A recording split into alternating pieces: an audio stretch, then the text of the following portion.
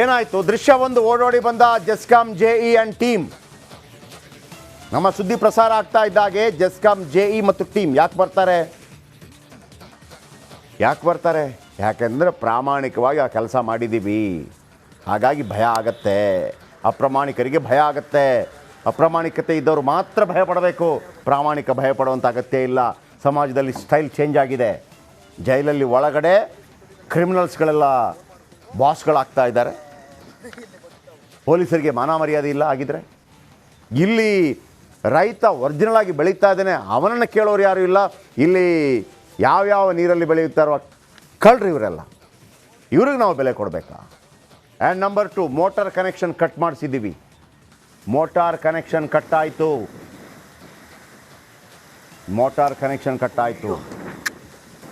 ಇದಕ್ಕೆ ದಮ್ ಬೇಕ್ರಿ. ಇದನ್ನು ಮಾಡಿಸ್ಬೇಕು ಅಂತಂದರೆ ನೀವು ಅಪ್ರಾಮಾಣಿಕರಾಗಿದ್ದರೆ, ನಿಮ್ಮ ವರದಿ ಅಪ್ರಾಮಾಣಿಕವಾಗಿದ್ದರೆ ಯಾವನು ಬರಲ್ಲ. ಎಂಥವನೇ ಆಗಿದ್ದರೂ ಕೂಡ ಪ್ರಶ್ನೆ ಮಾಡ್ತೀವಿ. ನಂಬರ್ 3, ಮತ್ತೆ ಸ್ಥಳೀಯರ ಕಿರಿಕು. ಸ್ಕೂಲ್ಗೆ ಹೋಗ್ತಾ ಇದೆಯಾ? ಎಲ್ಲಿಗೂ ಹೋಗ್ತಾ ಇಲ್ವಾ ಇದು? ಹೌದಾ? ಸ್ಕೂಲ್ಗೆ ಆಗ್ತಾ ಇದ್ದೀರಾ ನೀವು? ನಾವು ವಿಡಿಯೋ ಮಾಡಿದ್ವಿ ಹಂಗಾರೆ. ಸ್ಥಳೀಯರಿಗೆ ಹೇಳೋದು, ನೀವು ಬೋರ್ವೆಲ್ ಕೊರೆಸಿ, ಬಾವಿ ಕೊರೆಸಿ, ಸೊಪ್ಪು ಮಾಡಿ, ಆ ಬಾವಿಗೆ ಕೊಳಚೆ ನೀರನ್ನು ಹಾಕಿಬಿಟ್ಟು ನೀವು ಮಾಡ್ತೀರಿ ಅಂತಂದರೆ, ನೀವು ಒಂದು ಗ್ಲಾಸ್ ನೀರು ಕುಡಿಗಾಗಿದ್ರೆ ನೀವು ತಿನ್ನಲ್ಲ, ಬಾಕಿದವರಿಗೆ ತಿನ್ನಿಸ್ತೀರಾ? ಬಿಡ್ತೀವ ನಾವು? ನಂಬರ್ 4, ಪ್ರೆಸ್ ಮೀಟ್ ಕರೆದ ಆರೋಗ್ಯ ಸಚಿವರು ದಿನೇಶ್ ಗುಂಡೂರಾವ್. ಈಗ ಪ್ರೆಸ್ ಮೀಟ್ ಇರುತ್ತೆ, ಇದರ ಬಗ್ಗೆ ಕಟ್ಟುನಿಟ್ಟಿನ ಆದೇಶ ಕೊಡ್ತೀನಿ ಅಂತ ಹೇಳಿದ್ದಾರೆ. ಸೊ ಹಾಗಾಗಿ ಮತ್ತೊಮ್ಮೆ ಸಂಬಂಧಪಟ್ಟವರ ಗಮನಕ್ಕೆ. ಶ್ರೀನಿವಾಸ್, ಆಹಾರ ಇಲಾಖೆ ಕಮಿಷನರ್, ಅದೇನು ಮಾಡ್ತೀರಿ ಮಾಡಿ. ಇವತ್ತು ಪ್ರೆಸ್ ಮೀಟ್ ಆಗ್ತಾ ಇದೆ. ಮಂಜುಳಾ ಲಿಂಬಾವಳಿ, ಮಹದೇವಪುರ, ಅರವಿಂದ್ ಲಿಂಬಾವಳಿ ಅವರ ಪತ್ನಿ. ಯಾಕೆ ಇಲ್ಲಿಗೆ ನೀವು ಭೇಟಿ ಕೊಡಲ್ವಾ? ಇಲ್ಲಿ ಭೇಟಿ ಕೊಟ್ಟು ಪರಿಶೀಲನೆ ಮಾಡಲ್ವಾ? ಅಲ್ಲಿದ್ದವ್ರು ಸಾಯ್ಬೋದಾ? ಲಿಂಬಾವಳಿ ಮೇಡಮ್ ಅವರೇ. ಇನ್ನು ಭೈರತಿ ಬಸವರಾಜ್, KR ಪುರಂ ಶಾಸಕರು. ಭೈರತಿ ಬಸವರಾಜ್ ಅವರೇ, ಯಾಕೆ ನಿಮ್ಗೆ ಓಟ್ ಹಾಕಿದವ್ರು ಸಾಯ್ಬೋದಾ? ವಿಷ ಹಾಕ್ಬೋದಾ ಬಾಕಿದ್ದವ್ರಿಗೆ? ಯಾಕೆ ಇದರ ಬಗ್ಗೆ ಗಮನ ಹರಿಸೋದಿಲ್ವಾ? ದುಡ್ಡು ಮಾಡೋದಕ್ಕೆ ಇದೇ ಒಂದು ಬೇಕಾ? ಬೇರೆ ಯಾವುದೂ ಇಲ್ವಾ? ನಿಯತ್ತಾಗಿ ದುಡಿಯೋಕ್ಕಾಗಲ್ವಾ? ಆ್ಯಂಡ್ ಚಲುವರಾಯಸ್ವಾಮಿ ಕೃಷಿ ಸಚಿವರೇ, ಇದಾ ಕೃಷಿ ಮಾಡೋದು? ಇದಕ್ಕೇನಾದರೂ ಕಟ್ಟುನಿಟ್ಟ ಕ್ರಮ ಕೈಗೊಳ್ಳೋಕ್ಕಾಗೋದಿಲ್ವಾ? ಎಲ್ಲರ ಗಮನಕ್ಕೂ ತರ್ತಾ ಇದ್ದೀವಿ. ಯಾವ ಕೆಲಸ ಮಾಡ್ತಾನೆ ನೋಡೇ ಬಿಡೋಣ. ಇಲ್ಲ ಅಂತಂದರೆ ಏನು ಮಾಡಬೇಕು ಅಂತ ನಮಗೂ ಗೊತ್ತಿದೆ.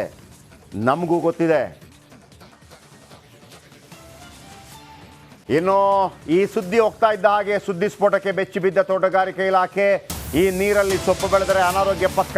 ಹಿಂದೆ ನಮ್ಮ ಅಧಿಕಾರಿಗಳ ತಂಡ ಭೇಟಿ ನೀಡಲಿದೆ ಅಂತ, ಆದಷ್ಟು ಬೇಗ ಜಾಗೃತಿ ಮೂಡಿಸೋ ಕೆಲಸ ಆಗಲಿದೆ ಅಂತ ತೋಟಗಾರಿಕಾ ಇಲಾಖೆ ನಿರ್ದೇಶಕ ರಮೇಶ್ ಹೇಳಿಕೆಯನ್ನು ಕೊಟ್ಟಿದ್ದಾರೆ. ನೋಡಿ, ಇದು ಇಂಪ್ಯಾಕ್ಟ್. ತೋಟಗಾರಿಕೆ ಇಲಾಖೆ ಅಲರ್ಟ್ ಆಗಿದೆ.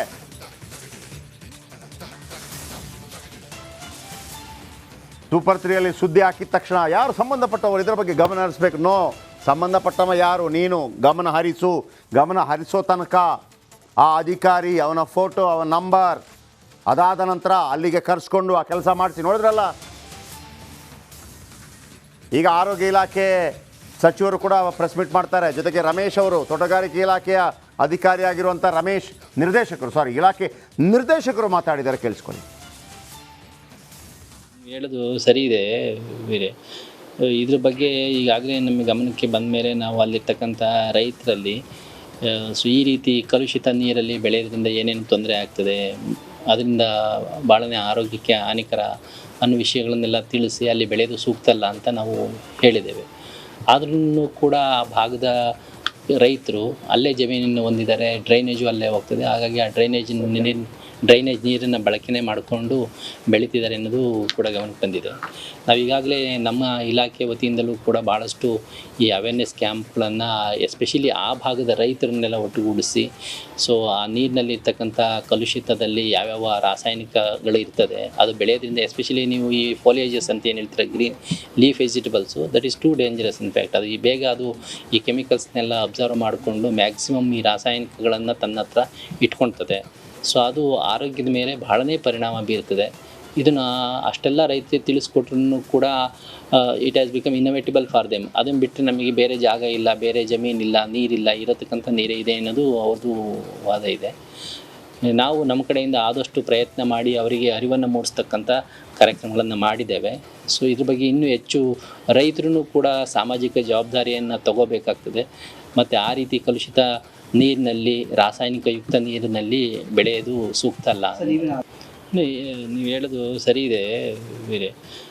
ಇದ್ರ ಬಗ್ಗೆ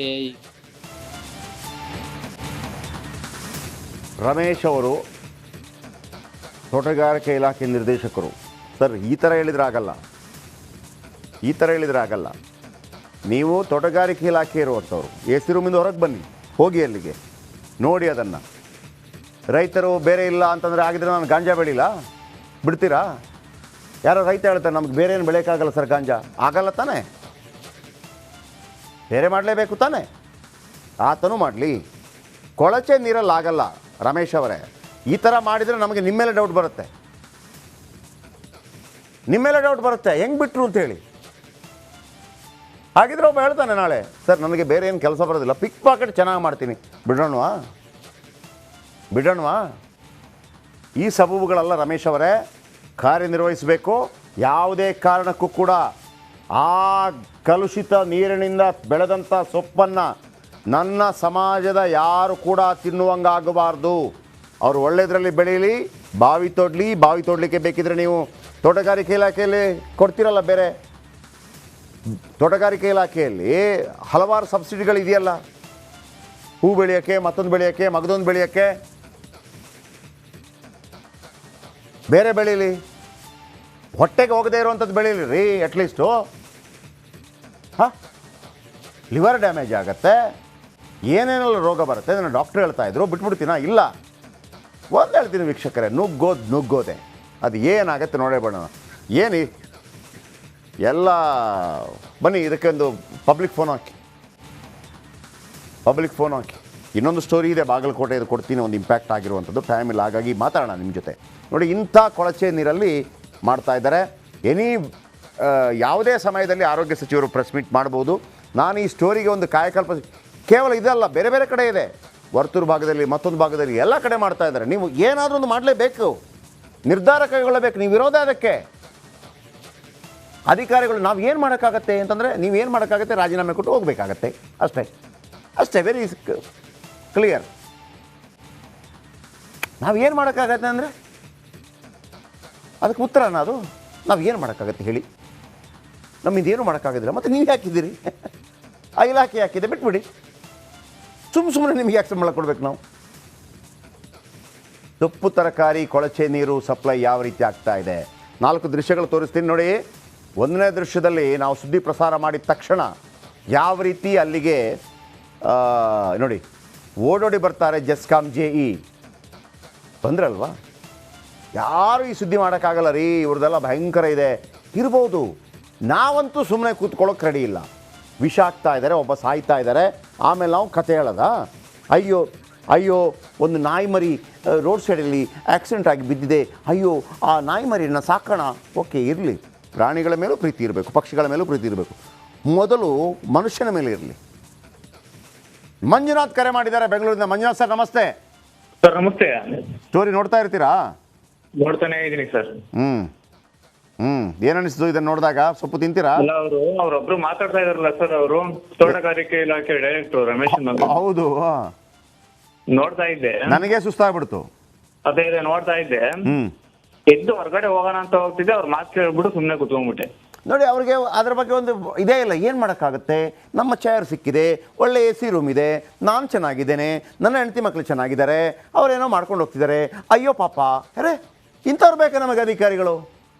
ಡ್ಯಾಶಿಂಗ್ ಬೇಕು ನಮಗೆ, ಡ್ಯಾಶಿಂಗ್. ಸೊಪ್ಪುಗಳನ್ನ ಅವ್ರ ಮನೆಗೆ ತಗೊಂಡು ಹೋಗ್ಬಿಟ್ಟು ಕೊಟ್ಟು ಅವ್ರು ತಿಂದಿದ್ರೆ ಇವ್ರು ಸ್ಕೂಲಾಗಿ ಮಾತಾಡ್ತಾ ಇರ್ಲಿಲ್ಲ ಅಲ್ವಾ ಸರ್? ನಾನು ಸೇಫ್ ಇದ್ದೀನಿ ಅಂತ ಅಷ್ಟೇ. ನನಗೇನು ಅಲ್ಲಿಂದ ಬರೋದು ಬರ್ತಾ ಇಲ್ಲ, ನನಗೆ ಸೇಫ್ ಆಗಿರೋದು ಹೆಂಗೆ ಹೇಳ್ತೀರಿ ನೀವು? ನಮ್ಮ ಜವಾಬ್ದಾರಿ ಅಲ್ವಾ ಅದು? It's two dangerous sir, it's two dangerous ಇದು. ನಾವು ಏನು ಸರ್ ವಿಷ ಹಾಕಿ ಕೊಲ್ಲೋದಲ್ವ ಇದು? ನಮ್ಮವ್ರನ್ನೇ ಇದನ್ನು ಬಿಟ್ಬಿಡ್ಬೇಕಾ ನಾವು? ಥ್ಯಾಂಕ್ ಯು ಮಂಜುನಾಥ್ ಅವರೇ, ನಮ್ಮ ಜೊತೆ ಮಾತನಾಡಿದ್ದಕ್ಕಾಗಿ. ಪ್ರಶಾಂತ್ ಕರೆ ಮಾಡಿದ್ದಾರೆ. ಪ್ರಶಾಂತ್ ಸರ್ ನಮಸ್ತೆ, ಎಲ್ಲಿಂದ? ಸರ್ ನಮಸ್ತೆ, ಬೆಂಗಳೂರು ಬನಶಂಕರಿಯಿಂದ ಸರ್. ಹೇಳಿ ಪ್ರಶಾಂತ್ ಅವರೇ. ಸರ್, ಮೊದಲನೇದಾಗಿ ತಮಗೆ, ತಮ್ಮ ತಂಡಕ್ಕೆ ನಮ್ಮ ಕಡೆಯಿಂದ ಅಭಿನಂದನೆಗಳು ಸರ್. ಕಾರಣ ಇಷ್ಟೇ, ಮೀಡಿಯಾದವ್ರಂದ್ರೆ ಕೇವಲ ಪಬ್ಲಿಸಿಟಿಗೋಸ್ಕರ ವರ್ಕ್ ಮಾಡೋರು ಅಂತಾರಲ್ಲ, ಸಮಾಜದಲ್ಲಿ ತುಂಬಾ ಮುಖ್ಯವಾದ ಒಂದು ಅಂಗ ಮೀಡಿಯಾ ಅಂದ್ರೆ. ಅದನ್ನ ತಾವು ಎತ್ತಿಡ್ದಿದ್ದೀರಾ ಸರ್ ತಮ್ಮ ರಿಪಬ್ಲಿಕ್ ಕನ್ನಡ ಮುಖಾಂತರ ಜನಗಳಿಗೆ. ನಾವು ಜನ ಬರೀ ಸಾಮಾನ್ಯರಲ್ಲ, ಅಸಾಮಾನ್ಯರು, ಅವ್ರು ಕೈ ಕಟ್ಟಿ ಕೂಳ್ತಿಲ್ಲ. ಅದೇ ತರ ಮೀಡಿಯಾ ಅನ್ನೋರು ಎಲ್ಲರೂ ಸೇಲ್ಗಲ್ಲ ಸರ್ ಇರೋದು, ಕರ್ತವ್ಯಕ್ಕೋಸ್ಕರ ಪ್ರಾಣ ಕೂಡ ಕೊಡುವಂತದ್ದು ಮೀಡಿಯಾ. ಅಂತದ್ರಲ್ಲಿ ನೀವು ಅಷ್ಟು ಡೇರ್ ಆಗಿ ತಮ್ಮ ತಂಡದೊಂದಿಗೆ ಹೋಗಿ ಅದನ್ನ ಅಷ್ಟು ನೀಟಾಗಿ, ನಿನ್ನೆಯಿಂದ ನಾನು ನೋಡ್ತಾ ಇದ್ದೀನಿ ಸರ್, ಅಷ್ಟು ನೀಟಾಗಿ ತೋರಿಸಿದೀರಾ. ಅಧಿಕಾರಿಗಳಿಗೆ ಆಕ್ಷನ್ ತಗೊಳ್ಳೋದಕ್ಕೆ ತಾವು ಹೇಳ್ತಾ ಇದ್ದೀರಾ. ಅಧಿಕಾರ ಬರೋವರೆಗೂ ನಾವ್ ಎಲ್ಲೂ ಕಟ್ಲೋದಿಲ್ಲ, ಯಾರು ಬರ್ತಾರೋ ಬರ್ಲಿ ಅಂತ ನಿಂತಿದಿರಲ್ಲ ಸರ್. ಈ ಸಾಹಸಕ್ಕೆ ನಂದೊಂದು ಸಲ್ಯೂಟ್ ಸರ್, ನಿಜವಾಗ್ಲೂ ಹೇಳ್ತೀನಿ. Thank you Prashanth. ಮತ್ತೊಬ್ಬರು ಕರೆ ಮಾಡಿದ್ದಾರೆ, ರಾಜೇಶ್ವರಿ ಕರೆ ಮಾಡಿದ್ದಾರೆ. ಮೇಡಮ್ ನಮಸ್ತೆ. ನಮಸ್ಕಾರ ಸರ್. ಚೆನ್ನಾಗಿದ್ದೀವಿ ಸರ್. ಹೇಳಿ. BTM ಡೈರೆಕ್ಟ್ ಇಂದ ಬ್ಯಾಂಗ್ಳೂರ್ ಸರ್. ನೋಡ್ತಾ ಇದ್ವಿ ಸ್ಟೋರಿ ಎಲ್ಲ ಸರ್. ನಮ್ದು ಹಾಳಾಗೋಯ್ತು, ನಮ್ದು ಆಗ್ಲೇ 50+ ಆಗಿದೆ. ಈಗಿನ ಮಕ್ಕಳು ಈ ತರ ಎಲ್ಲ ತಿಂದು ಹೆಂಗ್ ಸರ್ ಬೆಳಿತಾರೆ ಅಲ್ವಮ್ಮ? ನಿಮ್ಗೆ ನೋಡಿ, ನೆಕ್ಸ್ಟ್ ಜನರೇಷನ್ ಬಗ್ಗೆ ನೀವು ನಿಮ್ಗೆ ಕಳಕಳಿ, ಮಕ್ಕಳ ಬಗ್ಗೆ. ಹೌದು ಸರ್. ನಿಮ್ಮ ಒಂದು ಪ್ರಾರ್ಥನೆ ಇದ್ರೆ ಸಾಕಮ್ಮ, ನಾವು ಹೋರಾಟ ಮಾಡ್ತೀವಿ. ನೀವೇ ಕಂಡಿಡ್ದು ನೀವೇ ಮಾಡೋದಾದ್ರೆ ಮಿಕ್ಕವರೆಲ್ಲ ಯಾತಕ್ ಬೇಕು ಸರ್? ಅಲ್ವಾ? ಎಲ್ಲ ವಿಷಯದಲ್ಲೂ ಖಂಡಿತಮ್ಮ. ತುಂಬಾ ಬೇಜಾರಾಗ್ತಾ ಇದೆ ಸರ್ ನೋಡ್ಬಿಟ್ಟು. ಇಲ್ಲಮ್ಮ, ನಮಗೆ ತಾಯಿ ಭಾರತಿ ಒಂದು ಜನ್ಮ ಕೊಟ್ಟಿದ್ದಾಳೆ. ಹೌದು. ಆಯ್ತಾ? ನಮ್ಮ ಕೆಲವು ನಮ್ಮ ಜವಾಬ್ದಾರಿಗಳಿರುತ್ತೆ. ಈ ಹಿಂದೆ ಒಬ್ರು ಮಹನೀಯರು ಹೇಳಿದ್ದಾರೆ, ದೇಶ ನನಗೇನು ಕೊಟ್ಟಿದೆ ಅಂತಲ್ಲ, ನೀನೇನು ಕೊಟ್ಟಿದ್ಯಪ್ಪ ಸಮಾಜಕ್ಕೆ ಅಂತೇಳಿ. ಒಂದು ಸಮಾಜದಲ್ಲಿ ಒಂದು ಗಿಡ ಬೆಳೆಸಿ ಅದಕ್ಕೆ ನೀರು ಹಾಕಿದ್ರು ಕೂಡ ಅದು ಏನು, ಅವನು ಸಮಾಜಕ್ಕೇನು ಕೊಟ್ಟಿದೆ ಅಂದರೆ ಅವನು ಸೈನಿಕನೇ ಆಗಬೇಕು ಅಥವಾ ಏನೋ ದೊಡ್ಡ ಬಿಲ್ಡಿಂಗೇ ಕಟ್ಟಬೇಕು, ಆಸ್ಪತ್ರೆ ಕಟ್ಟಬೇಕು ಅಂತೇನಿಲ್ಲ. ನಮ್ಮ ಒಂದು ಮರ ಗಿಡಗಳಿಗೆ ಒಂದು ನೀರು ಹಾಕಿದ್ರು ಕೂಡ ಅದು ಸಮಾಜ ಸೇವೆನೇ. ಥ್ಯಾಂಕ್ ಯು ಮತ್ತೊಬ್ಬರು ಕೆಂಚಪ್ಪ ಕರೆ ಮಾಡಿದ್ದಾರೆ ಬೆಂಗಳೂರಿಂದ. ಕೆಂಚಪ್ಪ ಸರ್ ನಮಸ್ತೆ. ಸರ್ ನಮಸ್ತೆ, ತುಂಬಾ ಧನ್ಯವಾದಗಳು. ಈ ರೀತಿ ಕಟ್ಟಡ ಆಫೀಸರ್ಸ್ ಇದಾರಲ್ಲ ಅಂತವ್ರನ್ನ ಫಸ್ಟ್ ಮಟ್ಟ ಹಾಕಿ ಸರ್. ಅವ್ರನ್ನ ಫಸ್ಟ್ ಮನೆ ಕಳಿಸ್ಬೇಕು ಸರ್. ಇಂಥ ಅಧಿಕಾರಿಗಳಿಂದಾನೇ ಇವರೆಲ್ಲ ಈಗ ರೈತರು ಅಂತ ಹೇಳ್ಕೊಂಡು ಜನರನ್ನ ಸಾಯಿಸ್ತಾ ಇದ್ದಾರೆ ಇವರು. ಅದು ಹೆಂಗ್ ಗೊತ್ತದ? ಕೂತ್ಕೊಂಡ್ರೆ ಸಾಕು, ತನ್ನಿಂತಾನೆ ಆಗೋದಾಗತ್ತೆ. ಕೊಡೋರು ಕೊಡ್ತಾರೆ ದುಡ್ಡು, ನಂದೇನಿದೆ, ಬೇರೆ ಬಿಟ್ಟಿರುತ್ತೆ. ಇಲ್ಲ ಇದರಲ್ಲಿ ಬೆಸ್ಕಾಂ ಅಧಿಕಾರಿಗಳು, ಅಲ್ಲಿನ ಲೋಕಲ್ ಲೈನ್ಮೆನ್ಸ್ ಪ್ಲಸ್ ಲೋಕಲ್ ಆಫೀಸರ್ಸ್ ಎಲ್ಲ ಇನ್ವಾಲ್ವ್ ಇದ್ದಾರೆ. ಬೇಕಾದ್ರೆ ನೋಡಿ, ಅದು ಎಲ್ಲಾ ಟೋಟಲಿ ಕಚಡ ನೀರಿನೊಳಗಡೆ ಈ ರೀತಿ ಬೆಳೆ ಬೆಳೀತಾರಂದ್ರೆ ನನಗೆ ಇನ್ನೂ ಒಂದು ಗೊತ್ತಿದೆ ಕೆಂಚಪ್ಪ ಅವರೇ, ಇನ್ನೂ ಒಂದು ಗೊತ್ತಿದೆ. ಈಗ ಇವರೆಲ್ಲ ಬಂದು ನಮ್ಮ ಮುಂದೆ ಡ್ರಾಮಾ ಮಾಡ್ತಾರಲ್ವಾ, ನಾಳೆ ಹೋಗಿ ಜಾಸ್ತಿ ತಗೋತಾರೆ. 100 ರೂಪಾಯಿ ಕೊಡ್ತಾ ಇದೆ, ಇನ್ನು ಮುಂದೆ 200 ರೂಪಾಯಿ ಕೊಡು, ನೋಡು ಮೀಡಿಯಾದವರೆಲ್ಲ ಬಂದಿದ್ದಾರೆ ಅಂತ. ನನಗೆ ಗೊತ್ತಿವ್ರ ಕತೆ, ನನಗೆ ಗೊತ್ತಿವ್ರ ಕತೆ. ಆದರೆ ಪ್ರಕಾಶ್ ಸರ್, ನಿಮ್ಮಂತವರಿಂದಾನೇ ಈ ದೇಶ ಮುಂದೆ ಬರಬೇಕಾದ್ರೆ, ಜನರಲ್ಲಿ ಅವೇರ್ನೆಸ್ ಕ್ರಿಯೇಟ್ ಆಗಬೇಕಾದ್ರೆ ನಿಮ್ಮಂತವ್ರ ಕಡೆಯಿಂದ ಸರ್. ಇಲ್ಲ ಸರ್, ನಾವು ಪಕ್ಷ ಭೇದಗಳನ್ನು ಬಿಟ್ಟು, ಜಾತಿ ಭೇದಗಳನ್ನು ಬಿಟ್ಟು ಈ ಸಮಾಜದ ಒಳಿತಿಗಾಗಿ ಸ್ವಲ್ಪ ಆದರೂ ಪರವಾಗಿಲ್ಲ, ಶ್ರೀರಾಮಚಂದ್ರನ ಅಳಿಲಿತ್ತಲ್ಲ ಅಷ್ಟಾದರೂ ಪರವಾಗಿಲ್ಲ, ಮಾಡೋಣ, ನೋಡೋಣ, ಮುಂದುವರಿಯೋಣ. Thank you sir. ಇವಿಷ್ಟು ಸೂಪರ್ 3 ಇಲ್ಲಿಗೆ ನಾನು ನಿಲ್ಲಿಸೋದಿಲ್ಲ, ನಿರಂತರವಾಗಿ ಸ್ಟೋರಿಗಳು ಹೋಗ್ತಾ ಇರುತ್ತೆ. ಒನ್ ಫೈನ್ ಡೇ ನಾನು ಎಲ್ಲ 28 ಜಿಲ್ಲೆಗಳ ರಿಪೋರ್ಟರು, ಬೆಂಗಳೂರು ರಿಪೋರ್ಟ್ಗಳ ನಂಬರ್ ಕೊಡ್ತೀನಿ, ಬರೆದಿಟ್ಕೊಳ್ಳಿ, ನಿಮ್ಮ ನಂಬರ್ ಸೇವ್ ಮಾಡಿಟ್ಕೊಳ್ಳಿ. ಇಂಥದಕ್ಕೆ ನಾವು ಹೋರಾಟ ಮಾಡೋಣ. ನಾವು ತಲುಪ್ತೀವೋ ಗಮ್ಯ ನಮ್ಗೆ ಗೊತ್ತಿಲ್ಲ, ಆರಂಭ ಅಂತೂ ಮಾಡೋಣ. ನಮ್ಗೆ ಗೊತ್ತಿಲ್ಲ, ಹಿಮಾಲಯದ ತುದಿಗೆ ಏರುವಂಥವನು ಕೂಡ ಸ್ಟಾರ್ಟ್ ಮಾಡೋದು ಒಂದು ಹೆಜ್ಜೆಯಿಂದ. ಹಿಮಾಲಯದ ತುದಿಗೆ ಏರುವವನು ಕೂಡ ಸ್ಟಾರ್ಟ್ ಮಾಡೋದು ಒಂದು ಹೆಜ್ಜೆಯಿಂದ. ಆ ಹೆಜ್ಜೆಯನ್ನು ನಾವು ಇಡೋಣ, ನಂತರ ಬೀದಿ ಕರ್ಕೊಂಡು ಹೋಗುತ್ತೆ. Thank you very much. ಇದು ಇವತ್ತಿನ ಸೂಪರ್ 3. ನಾಳೆ ಇದೇ ಸಮಯಕ್ಕೆ ಮತ್ತೆ ಭೇಟಿಯಾಗೋಣ. ರಿಪಬ್ಲಿಕ್ ಕನ್ನಡ, ಇದು ನಿಮ್ಮ ಧ್ವನಿ. ನಮಸ್ತೆ.